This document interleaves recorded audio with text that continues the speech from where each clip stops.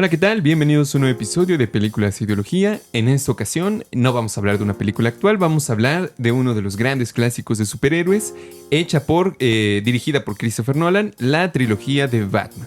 Entonces, nos interesó mucho, no porque las nuevas películas de superhéroes no sean buenas, claro que lo son, pero sobre todo, digamos, porque las películas de Nolan en particular nos van a permitir observar de una manera más clara la ideología de nuestro tiempo. Y además el director es bastante inteligente en la manera de presentar esta clase de problemas. Así que comenzando con un poco, antes de darte la palabra, decir que no nos vamos a enfocar en lo estético, sino que va a ser exclusivamente en el análisis de las ideas que vienen en la película como ideas de nuestra época y cuestionarla para ver qué nos dice. Dicho eso, Cristian, ¿qué nos puedes decir entonces de esta trilogía dirigida por Christopher Nolan? Es correcto. Bueno, quizás también vale la pena enfatizar que no vamos a comunicar y discutir básicamente nada de la trama de las tres cintas. Van a salir personajes, obviamente, sin embargo, de lo que se trata es un ejercicio de destilar las ideas, en consecuencia, la ideología presentada ya sea de manera inmanente o proyectada por nosotros en estas tres películas, porque lo comentamos hace ya algunos meses, nos parece interesante. Sobre todo, yo quiero enfatizar que se trata de películas de un superhéroe de los más famosos del mundo. Sin embargo, son películas adultas e interesantes. Es decir, se puede combinar eso. Aquí no condenamos las películas porque sean películas sobre cómics, sino Christopher Nolan nos muestra que puede hacer una película buena en acción, buena en trama, con discusiones ideológicas interesantes que puedes extraer de las películas. Por lo tanto, vamos a hablar de las ideas de estas tres cintas. Un paréntesis para comenzar sobre Christopher Nolan, porque más allá de revisar la obra completa, que ya es bastante extensa, lo que lo caracteriza y lo convierte quizás, lo estaba pensando cuando hacía mis apuntes, en el director de cine de autor más caro del mundo. Wow. O sea, es una de las combinaciones raras porque él escribe los guiones para todas sus películas. Él las produce junto con su esposa en parte, las dirige también, escoge todo el elenco. Es decir, que realmente son películas de autor o se conocen mejor como películas de arte. Sin embargo, el presupuesto siempre son, desde ya algunos años, de los más altos de Hollywood. Es decir, que es una síntesis entre una obra de arte y la industria de Hollywood, lo cual a mí me parece las hace aún más interesantes. Y rarísimo, ¿no? Y rarísimo, es algo que casi no se encuentra, sino tienes los dos extremos, que por un lado, a las empresas como Disney, que ya son dueños de casi todo, que invitan a directores ya nada más casi como acompañantes para realizar lo que ellos te dicen que hagas, o el otro extremo que son películas de arte con presupuesto de $100,000, que pueden ser buenas, ¿no? Yo no digo que no, pero que el valor de la producción y muchas veces el acompañado poco alcance lo perjudican en otro sentido. Y aquí es una combinación que yo lo valoro mucho y que Dios lo abrace para que viva mucho más. Bueno, a lo que iba es que yo creo que se puede trazar una línea, no sé si recta, pero por lo menos una línea que combina todas sus películas entre sí, porque en todas sus películas se debate el tema: qué es verdad, qué es mentira, qué es real, qué es sueño, qué es una simulación o qué es una ficción. Ya para entrar entonces a la trilogía de Batman, la primera se llamó Batman Inicia.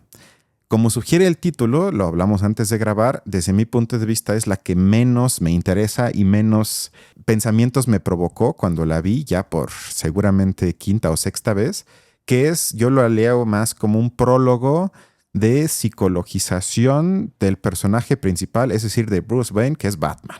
¿Qué nos prepara o es el fundamento para que luego la película 2 y 3 sean las que para mí son ideológicamente las que de veras interesan? Porque se aborda cuáles son las dos caras de la verdad, o a veces que uno tenga que contar la mentira para que se mantenga la verdad o la supuesta verdad. Y ya para darte la palabra, el tema principal para mí de la trilogía es que Bruce Wayne, es decir, el filántropo billonario, dueño de casi toda la ciudad, que da empleo a medio mundo, y Batman son dos caras de la misma moneda. aunque aparentemente son lo opuesto y se combaten, se necesitan para mí mutuamente para mantener el statu quo. Pero si quieres, ahorita entramos a eso. O sea que Batman y sus enemigos. No, yo diría que ahorita vamos a Batman y los enemigos. Ok. Pero ok. más que nada yo diría, para comenzar, dos caras de la misma moneda es Batman y Bruce Wayne. Que bueno, como espectador uno sabe quién es Batman, que es Bruce Wayne. Sin embargo, casi todos los protagonistas de las películas no saben quién es Batman, Ujú. sino únicamente ubican a Bruce Wayne y ven como una contraparte al oligarca financiero, explotador, mujeriego, a Batman. O Ujú. sea, y esa separación ya desde un inicio a mí me parece que no existe, sino se condicionan mutuamente que como hay un Bruce Wayne, hay un Batman. Si no hay un Bruce Wayne, tampoco puede haber un Batman. Claro. Y en vez de oponerse, se condicionan. Y como dices, creo que a eso ibas, eso también se puede decir sobre Batman y sus villanos. Sí, sí, sí. Bueno, efectivamente, como tú mencionas, y creo que también comparto esa idea, porque por lo menos el personaje de Batman, respecto de otros personajes de superhéroes, sí se da un poco para esa contradicción entre por un lado, la opulencia de Ujú. Bruce Wayne y por otro lado, digamos, como las intenciones de Batman de hacer Ujú. justicia, ¿no?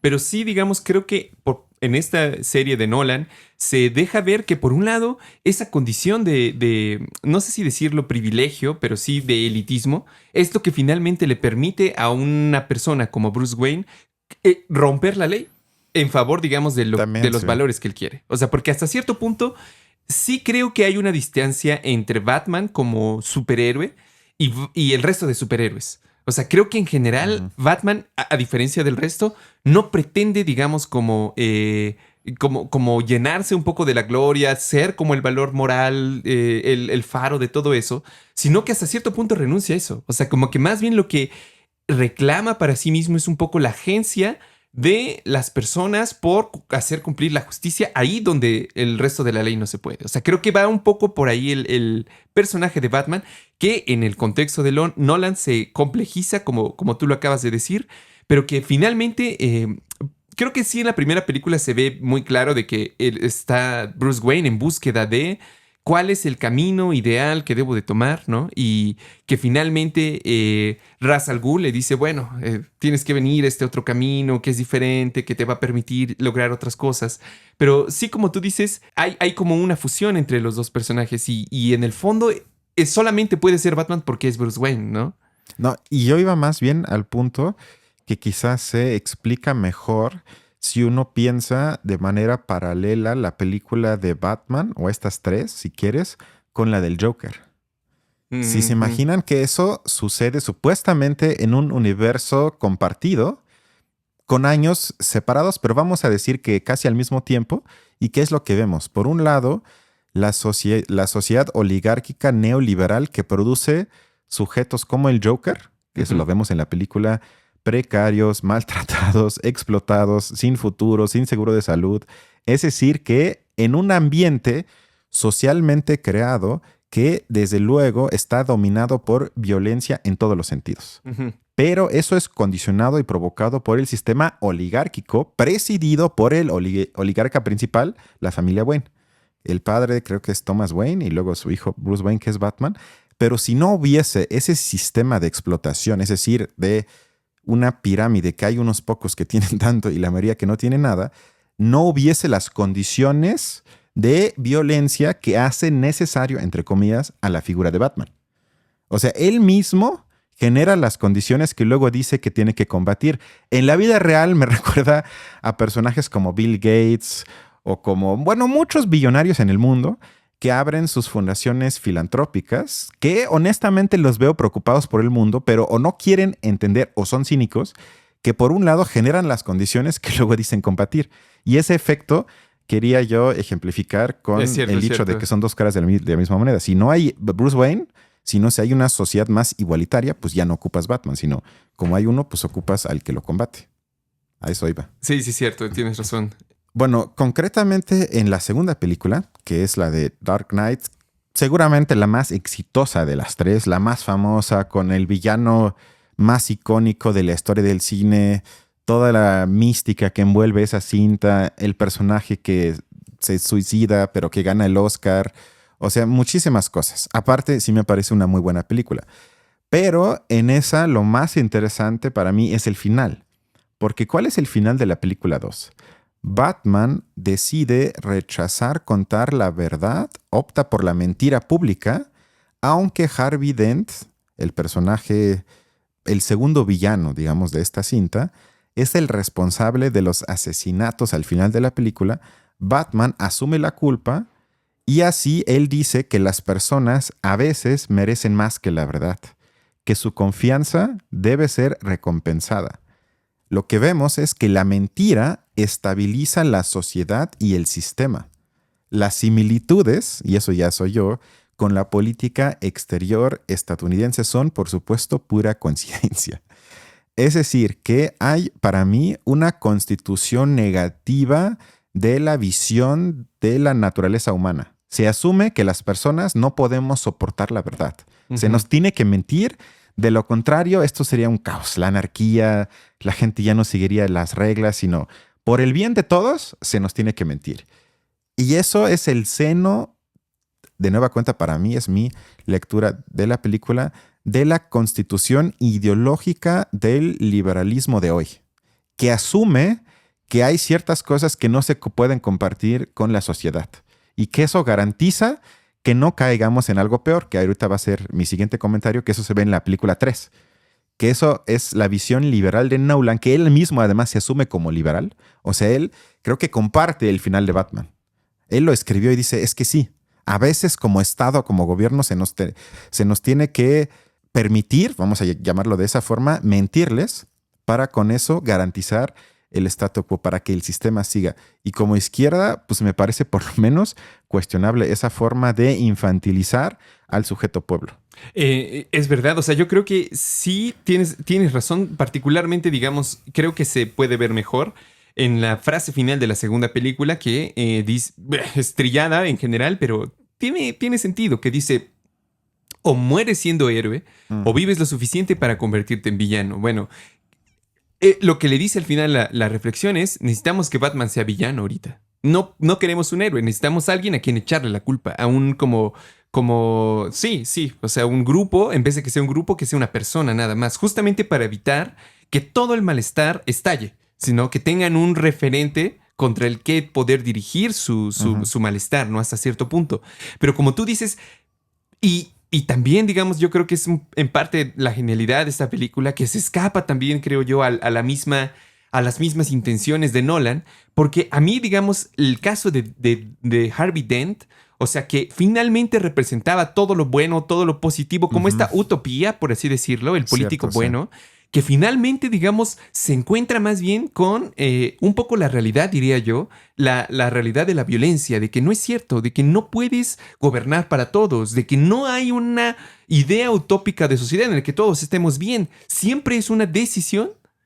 Y él además lo dice, porque dice, construyo mi propia suerte. O sea, efectivamente hay cosas en el mundo, pero es mi voluntad. Yo diría que él es como el personaje anarquista que llega a terminar de romper todo, que está muy desilusionado con las formas organizadas de intentarlo y dice, no, ya no podemos hacer eso, necesitamos ya que sea, digamos, ese cambio.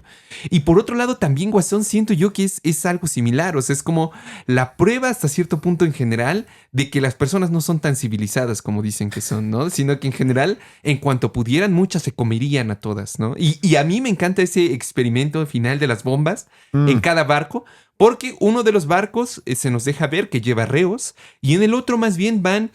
pues lo que diríamos sociedad, personas normales, ¿no? Ciudadanos. Gente de bien.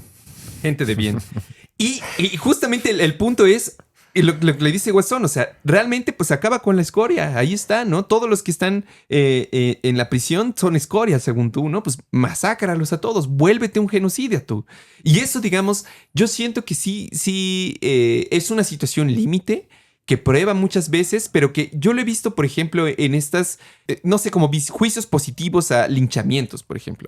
Claro. Esas expresiones de violencia así horrenda a nivel popular, o esos personajes que se vuelven como el objeto de una venganza nacional hacia donde se dirigen todo. Y cómo de alguna manera Guasón forzó a que dijeran, no, o sea, no es cierto. No, ni porque hayan cometido crímenes, ni porque acá no lo hayamos hecho, eso no nos deja de ser humanos, ¿no? Y el hecho mismo de matar a alguien, independientemente de sea quien sea, ya tiene en sí mismo una carga que tienes que hacerte responsable. Y yo siento que eso es lo que me llama tanto la atención de esos dos personajes, de Harvey y del guasón de esta película, que ponen a prueba esa posibilidad de la moral real del mundo. O sea, que realmente no es cierto, que tus principios morales que aparentemente resuelven todo, pues no es cierto. O sea, al final tienes que tomar unas decisiones y más bien como que la vida es abandonar ese tipo de preguntas. La vida es, como tú lo decías, de qué manera nos mentimos de una forma tal que no tengamos que preocuparnos por la muerte, no tengamos que preocuparnos por el otro y respuestas fáciles, ¿no? Pero ya termino mi comentario diciendo que comparto tu visión, que se ve que en el hecho de que al final Batman gana, el deseo liberal de que en el fondo las sociedades sí pueden sostener como una estabilidad mínima, encontrando cómo redirigir los procesos quizás negativos, ¿no? Como el malestar, no sé. Pero definitivamente creo que de todas maneras me pareció interesante que el reto final del Guasón fuera lograr que Batman lo matara. Que eso sí me parece genial, porque fue justamente como lo contrario del final de la película de los 80s que se grabó, que también tenía el Guasón. Ahí sí el final es la muerte. Y de hecho es la misma escena, pero ahí sí Batman lo mata. Y se vuelve él mismo un asesino. Y entonces sí, claro, la visión liberal de Nolan de esta vez no lo matamos, esta vez se vuelve. Ley y orden. Ley y orden, sí. Sí. Bueno, en la primera película el enemigo se nos presenta como fascista. En la segunda, el Joker es un personaje nihilista hasta el infinito. ¿Qué pasa en la 3? Que es quizás la combinación. De nueva cuenta, el imaginario liberal de Nolan crea al enemigo como amenaza estalinista al statu quo. Porque, ¿qué vemos en la película 3? Que yo debo decir es mi favorita. La narrativa épica me convenció más en la 3 que en la 2, que sin duda la última ha sido criticada por muchos por ser más aburrida, pero que políticamente e ideológicamente para mí es la más interesante porque abre más espacios que nos permiten reflexionar sobre lo que somos, sobre lo que deseamos como sociedad, lo que anhelamos como sujetos. Cuando leía sobre la película, me acordé que cuando se estrena, eso fue en 2012, la película 3 que se llama Dark Knight Rises. Dark Knight Rises, sí. En una de las primeras funciones en Estados Unidos hubo un atentado, es decir, que entró un espectador con una pistola y mató a varias personas con la máscara del Joker. Acto seguido, Nolan fue criticado en el sentido de que se le acusó de que la violencia en sus películas incita a la violencia en la vida real. Sin entrar a esa polémica que ya me parece tonta, es lo mismo de hoy que vamos a prohibir los narcocorridos y con eso ya vamos a librar a México de la violencia. Nada más panista que eso. Permitan más esta polémica. Pero más allá de eso, él dice que el cine es inocente. Ahí sí lo tengo que contradecir, porque yo creo que el cine nunca lo es, sino las películas juegan con nosotros, despiertan nuestros deseos quizás inconscientes o, peor aún, nos enseñan qué debemos de anhelar. Es decir, que la sala de cine puede ser, sino que siempre quizás lo es, francamente manipuladora. Por eso es tan interesante y por eso aquí analizamos películas. Es decir, eso de el Nolan no lo comparto. Pero a lo que iba con esto es que me pareció curioso que las reacciones de las cadenas de cine ante el atentado de hace 13 años fue prohibir los disfraces, el aumento de seguridad, controlar tus bolsos. Confirman, en principio, el diagnóstico de la película misma, de que se nos muestra una sociedad en las películas de Nolan sobre Batman que se sostiene sobre pies de barro y que por tanto puede ser fácilmente sumida en el caos por los antagonistas. O sea, estás a un punto de que una mentira, una muerte, un crimen y ya todo se convierte en anarquía y caos. Eso quiere decir que ya la constitución o como le llaman la cohesión de la sociedad, pues no es tanto como creen que es o como nos dicen que es. ¿Qué es lo que vemos? En consecuencia, en la última película, es como ya dije en la 2, se encubre la verdad en beneficio del statu quo. Se asume al inicio de la película 3 que esta fue una victoria pírrica. Es que realmente no fue una victoria, sino nada más se aplazó la derrota en la película 2. De ahí surge un mal. el villano de la película 3 se llama Bane, Ujú. que se aprovecha de una sociedad decadente que quiere tranquilizar su conciencia en actos de caridad. Vemos, si recuerdo bien, un baile en el que está Bruce Wayne con Selina Kyle, que es su interés amoroso en la película. Bueno, es un poco más que eso. Y ella le cuestiona eso, de que una tormenta está por venir. Ustedes abusaron demasiado, toda su riqueza, todos sus abusos de poder y todo eso ya no se puede frenar, sino van a pagar el precio. Si bien se dramatiza eso porque es una película de Hollywood, sin embargo, se nos muestra para mí de forma correcta un mundo de ricos en el que la política ya solo representa, pero que ya no tiene poder, sino mandan los empresarios sobre los políticos, o peor aún, son los Ujú. políticos mismos. Cualquier parecido a la realidad es mera coincidencia. Y ya lo último, para darte la palabra, el villano Bane justifica sus actos basándose en toda la explicación de la decadencia que acabo de compartir. Con esto logra movilizar a buena parte de los habitantes de Gotham City. Es decir, él les pregunta a Bane en un discurso que me recordó a la época de Stalin, que le pregunta a las personas si quieren vivir en el sistema oligárquico que les mintió, porque se publica la mentira de la película 2, en la que los ricos ni siquiera pueden compartirles la verdad, que los tienen que tranquilizar con una mentira, o si prefieren, y así lo dice, una revolución. Él se asume a sí mismo, de nueva cuenta, así lo expresa, como el mal necesario para que las cosas puedan cambiar. Proclama entonces un acto revolucionario. Incluso hay, se podría decir hasta en sentido francés, un asalto a la Bastilla, que es cuando libera a los criminales de la prisión y de ahí toman el Capitolio de la ciudad, es decir, el centro de la ciudad. El poder político simbólicamente es tomado por los oprimidos de la sociedad del statu quo. Desde luego que Bane no resulta ser un buen revolucionario, sino que se revela a sí mismo como estalinista.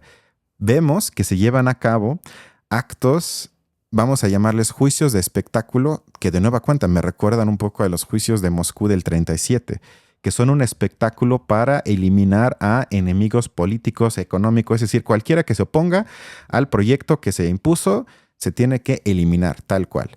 Se puede elegir entre muerte o muerte por exilio, es decir, que mueres en el hielo, que tampoco me pareció una casualidad, porque los paralelismos con Siberia creo que son evidentes. Es decir, Nolan nos muestra en síntesis una realidad que existen en la realidad, perdón, por un lado la oligarquía de los ricos, el dominio, que eso se nos muestra en las primeras dos películas, y su oposición es el peligro fascista, nihilista, que se combina en la película 3 con un movimiento estalinista.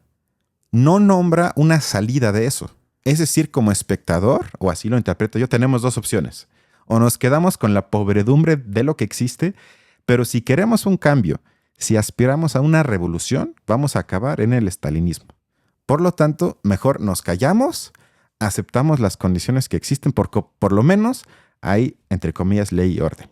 Y eso revela, a mí me parece, una vez más, la visión liberal de Nolan, que en el fondo es eso, de que él asume que entiende las complicaciones y los puntos ciegos del sistema actual y lo opresivo que es para muchas personas. Sin embargo, él asume que cualquier tipo de salida violenta siempre es peor de lo que existe. Y eso me recuerda a mucha gente de hoy que dice, bueno, Hillary Clinton, Kamala Harris, está muy feo y tampoco me gusta, pero hay que votar por ellos para evitar a Bane.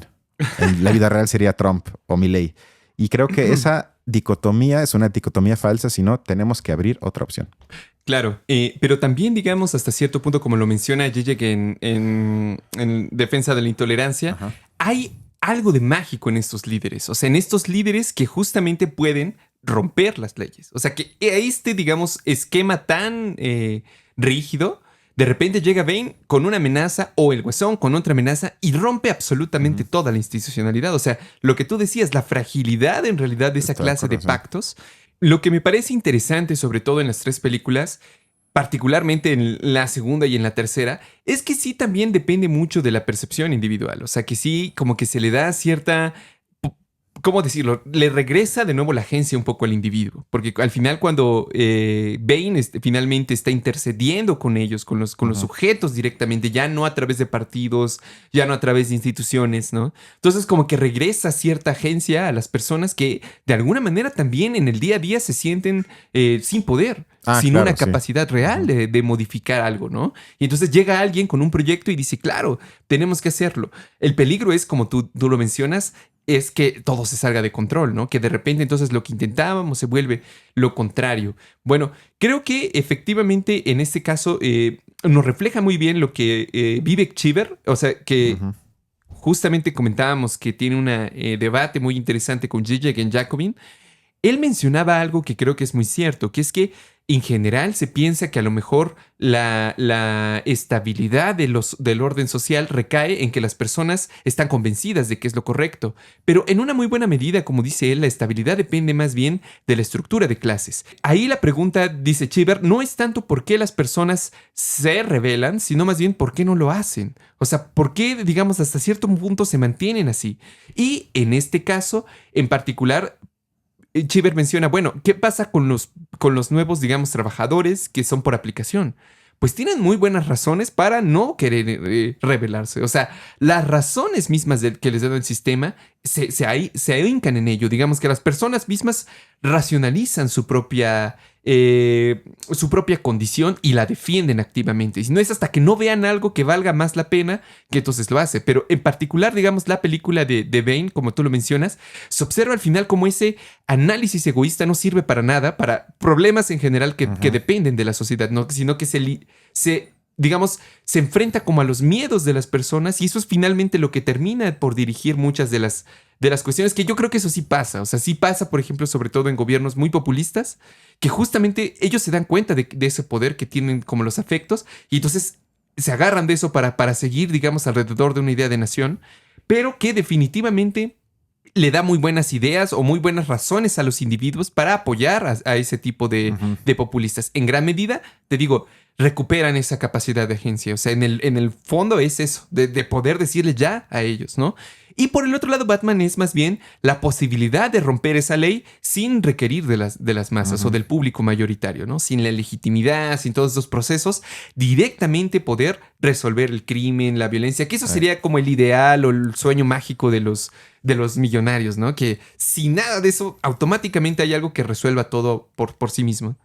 Sí, como el guardián de la justicia, ¿no? Que actúa además por un instinto infalible de qué es lo justo y qué es lo correcto. Y erradicado de ese como característica mala de que tienen los otros del carisma, de esa forma como que no se puede controlar, ¿no? Entonces Batman no, porque él no se ve, como él algo es oculto. casi místico, ¿no? Ajá, como una mano sagrada como que una llega. fuerza, como la mano invisible del mercado. Sí, exactamente. Sí. Algo que no podemos explicar, pero funciona. Sí, más o menos es eso. Lo que no hace Nolan, que en sus últimas películas, sobre todo en la de Oppenheimer, ya lo incluye, pero estamos hablando aquí ya de una separación de pues casi 15 años.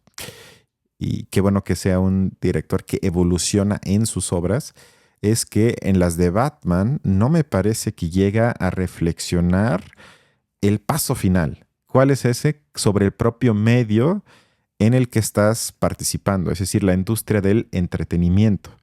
La catarsis en ese sentido no la veo al final de Dark Knight Rises. Por supuesto, el mundo se salva una vez más, al final sigue todo como antes, reina la industria del entretenimiento, en el sentido de que no se le dice a todo el público, es decir, al pueblo, dentro del universo de las películas de Batman, quién fue realmente o quién es Batman. Se nos deja en duda como público del cine si muere o no. Sin embargo, para el pueblo dentro del universo de Batman, lo único que se les da es un monumento, que es casi de las últimas escenas de la película 3, sin revelar demasiado, bueno, quién fue ese justiciero que nos salvó del final del mundo, básicamente. Es decir, que la idea del guardián, del superhéroe, no se despide por completo, porque se asume que nunca podemos saber cuándo lo ocupamos de nueva cuenta. Es decir, que falta para mí lo que llamaría autorreflexión, lo que se puede llamar también una autorreferencialidad El profesor de estética, que es el libro que acabo de comenzar, Bason Brock, lo explica muy bien usando la metáfora de un cepillo de quitapelusas.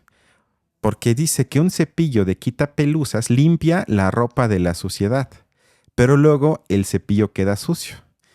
Así yo diría como Christopher Nolan quiere limpiar a la sociedad de todo lo malo, estalinismo, fascismo, terrorismo, nihilismo, etc. Pero la película sigue estando infectada con esta suciedad, es decir, con el cepillo que usa Nolan. Y Bason Brock dice que la autorreflexión significaría en realidad que luego se toma el segundo cepillo, que sería la autorreflexión, con el que se limpia el primero. Se cepilla el cepillo para que quede limpio. Y ese paso es precisamente lo que Nolan no hace en esas tres películas, sino uno sale del cine y no es que quedes igual, porque por eso hicimos un programa de más de media hora, de que sí se nos dan algunos puntos para pensar, para criticar.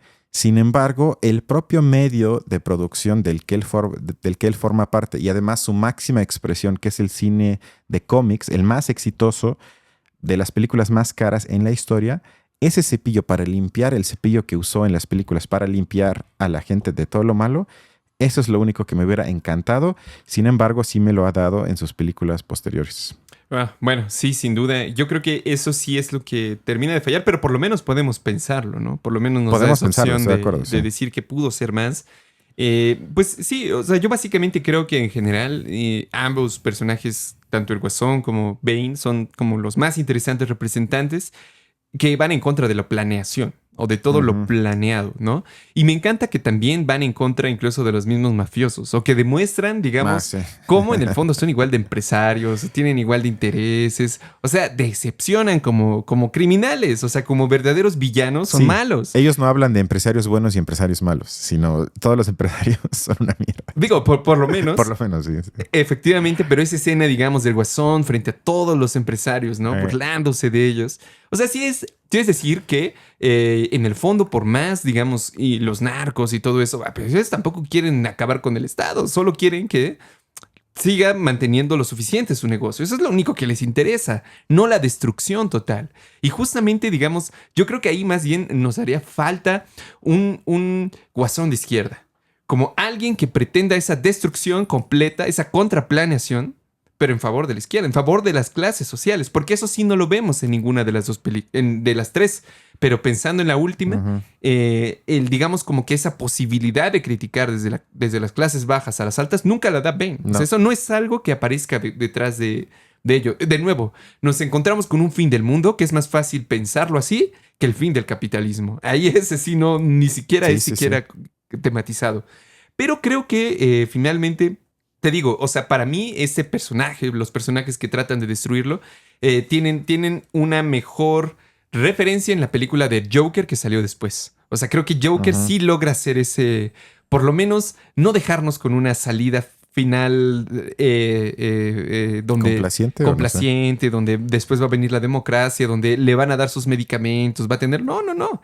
Joker sí es, en todo caso, como la negatividad viviendo, ¿no? Por así decirlo. Y bueno, que en Guasón lo intentó también, creo que lo hizo en otro sentido, pero sin duda me parece muy interesante, sobre todo esos dos personajes, que son los que más ponen en duda los propios valores de nosotros como personas. Entonces casi que diría que estas películas valen más la pena por ellos que por Batman mismo. De hecho, mi simpatía siempre está con ellos mientras veo las películas. Lamentablemente sé que van a perder, pero en este caso hay que hacer algo que hemos dicho en este espacio, que muy a menudo con la industria cultural hay que echarle porras a los supuestos villanos para que el statu quo cambie.